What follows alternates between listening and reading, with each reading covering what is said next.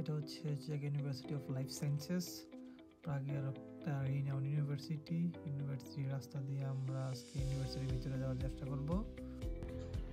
এই ইউনিভার্সিটিতে অনেকগুলো ডিপার্টমেন্ট আছে, এটার মধ্যে অন্যতম হচ্ছে ইকোনমিক্স ফ্যাকাল্টি। সো আমি যদি এক ভাষায় বলি প্রভোজনে ইকোনমিক্সকা ফকালটা, এটাকে অনেকে শর্টকাট প্যাফ বলে, PEF। আমরা আজকে এই ডিপার্টমেন্টের একটা ওভারভিউ দেখব। ইকোনমিক্স ফ্যাকাল্টির বিল্ডিংটা হচ্ছে এদিকে হাফ 30-40%। এটা হচ্ছে বিল্ডিংয়ের এক পাশ, আর হচ্ছে ওই পাশ পিছন দিয়েও বিল্ডিংয়ের আরও কিছু অংশ আছে যেটা হয়তো দেখানো যাচ্ছে না ভিডিও। ব্যাচেলর এবং মাস্টার্স দুই সাবজেক্টে স্টুডেন্টরা পড়াশোনা করতে পারে এখানে, বাট ব্যাচেলর হচ্ছে মাস্টার্স আসাটা একটু ইজি হয়, ডকুমেন্টসগুলো একটু ইজিলি ভেরিফিকেশন করা যায়।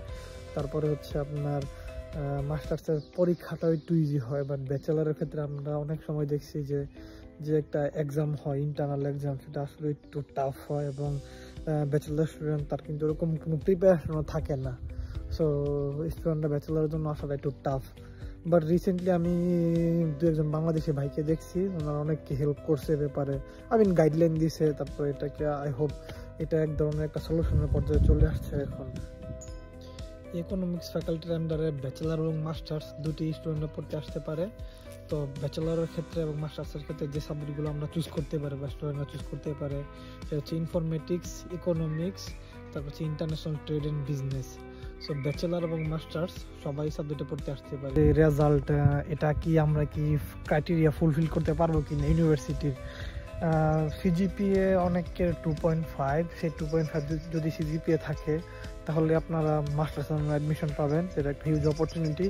আই হোপ বাংলাদেশে পড়াশোনা করে পাশ করলে 2.5 চলে আসে আমাদের সিজিপিএ, সো এটা নট এ বিগ ডিল। আবার অনেকে আমার জিজ্ঞেস করছে, ভাই আমার তো 5 বছরের জব এক্সপিরিয়েন্স আছে, এটা আমার কোনো ধরনের হেল্প করবে কিনা অ্যাডমিশন পাওয়ার জন্য? বাট আমার স্ট্রেট ফরওয়ার্ড আনসার হচ্ছে জব এক্সপিরিয়েন্স আপনার স্টাডিতে কোনো ধরনের হেল্প করে না অ্যাডমিশন পাওয়ার জন্য চেক রিপাবলিকে, কারণ ওরা দেখতে যাচ্ছে একজন স্টুডেন্ট আসতেছে, স্টুডেন্টের কী ধরনের ক্যাপাসিটি আছে অ্যাজ এ স্টুডেন্ট হিসাবে। আর সেকেন্ড কথা হচ্ছে যদি কারো আইএলস বা কোনো ধরনের ইংলিশ স্পিকিং সার্টিফিকেট থাকে সেটা অনেক ধরনের হেল্প হয় অ্যাডমিশনের জন্য। আর রিকমেন্ডেশন লেটার অনেকে জিজ্ঞেস করছেন, ভাই রিকমেন্ডেশন লেটার লাগে কিনা? চাকরি পাবলিকে আমি কাউকে রিকমেন্ডেশন লেটার লাগতে দেখি না এখন পর্যন্ত, বা এটা প্রয়োজন হয় না আসলে। ইন্টারনাল ইভলিউশন অথবা নস্ট্রিফিকেশন প্রসেসটা আসলে কি, এটা কিভাবে কাজ করে? ইন্টারনাল ইভলিউশন হচ্ছে একটা ইন্টারনাল ব্যাপার ইউনিভার্সিটির, যে ইউনিভার্সিটি আপনাকে ভেরিফিকেশন দিবে যে আপনি এই কোর্সে পড়ার ক্যাপাসিটি রাখেন। আর নস্ট্রিফিকেশনটা হচ্ছে ফুল চেক রিপাবলিক অর্গানাইজড অর লাইকসে ফুল চেক রিপাবলিক এটা অ্যাকসেপ্ট করে। এটা হচ্ছে একটা গভর্নমেন্ট থেকে একটা সার্টিফিকেট ইস্যু করা হয় যে আপনার এডুকেশন চেক রিপাবলিকের সাথে ইকুইভ্যালেন্ট। আপনি যদি নস্ট্রিফিকেশন করে চাকরি পাবলিকে আসেন, কোনো কারণে যদি আপনি ইউনিভার্সিটি চেঞ্জ করতে যান, তাহলে আপনাকে কোনো ধরনের প্রসেস ফলো করতে হবে না।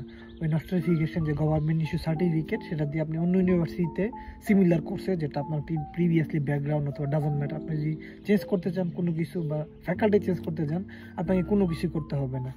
বাট আপনি যদি ইন্টারনাল ইভলিউশন করে আসেন, কোনো কারণে আপনার মনে হলে আপনি বর্ণতে কোনো একটা ইউনিভার্সিটিতে ইন্টারনাল ইভলিউশন করে আসছেন, এখন আপনি প্রাগে আসতে যাচ্ছেন নেক্সট ইয়ারে, সেক্ষেত্রে কিন্তু আপনাকে ওই প্রসেসটা আরেকবার করতে হবে, যেটা আসলে অনেক টাইমের ব্যাপার। ইভলিউশন আর নস্ট্রিফিকেশনের প্রসেসটা কিন্তু অলমোস্ট সিমিলার। যদি আমি বলি, প্রথমে আপনি যদি মাস্টার্সে আসতে চান, প্রিভিয়াস ইউনিভার্সিটি থেকে আপনাকে অ্যাটাস্টেড বা ভেরিফাই করাইতে হবে, তারপরে সেন্ড করতে হবে এডুকেশন মিনিস্ট্রি এবং ফরেন মিনিস্ট্রি। যদিও এটা এখন অনলাইন প্রসেস হয়ে গেছে, যাই হোক প্রসেসটা তো এটাই। তারপর ভেরিফিকেশন করতে হবে হচ্ছে আপনার চেক রিপাবলিক এম্বাসি দিল্লি থেকে। Up to this point internal evolution nostrification both are same. এই প্রসেস পর্যন্ত দুইটাকেই আপনাকে ফলো করতে হবে। তারপরে নস্ট্রিফিকেশনের যেটা, এই ব্যাপারটাকে আপনি পাঠিয়ে দেবেন ইউনিভার্সিটিতেই, এবং ওই প্রসেসটা নস্ট্রিফিকেশনের জন্য $110 মতো কি বলে আপনাকে পে করতে হবে। আর ইন্টারনাল ইভলিউশনের জন্য সম্ভবত লাইক $25 থেকে $30 পে করতে হয়।